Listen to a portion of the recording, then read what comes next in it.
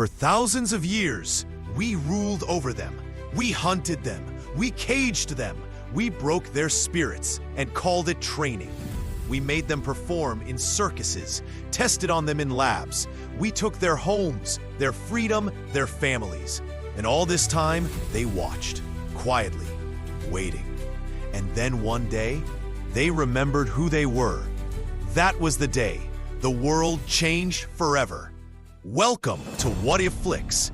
Today, we ask the unthinkable. What if all animals turned against humans? It began slowly. Dogs stopped responding to their names. Cats vanished into the night. Crows gathered on rooftops in unnatural silence. At first, we blamed the weather, maybe a full moon. But this wasn't instinct. It was intention.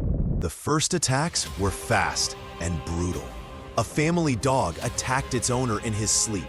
A zoo lion broke through reinforced glass. Rats poured through sewer grates into subways. In Africa, elephants stampeded entire villages. In India, monkeys stormed temples and homes. In the oceans, dolphins began ramming fishing boats. The animals weren't scared anymore.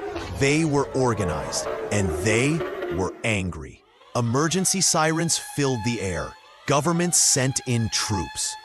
But how do you fight 10 billion enemies? For every soldier, there were 100,000 rats. For every drone, 1,000 birds. They didn't just attack. They sabotaged. They chewed through power lines, clogged our water systems, ruined crops, collapsed food chains. The scientists were desperate. Was it a virus? A mutation? A signal?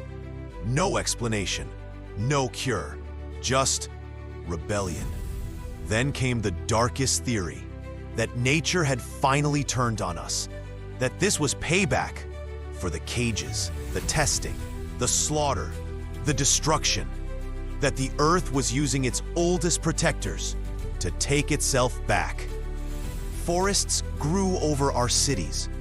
Zoos became sanctuaries, ruled by their former prisoners. The oceans swallowed our ships. The skies went silent. We were no longer at the top of the food chain. We were an infestation being cleared out.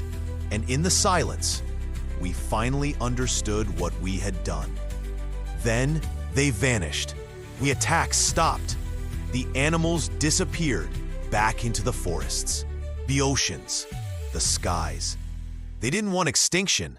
They wanted a warning, a second chance.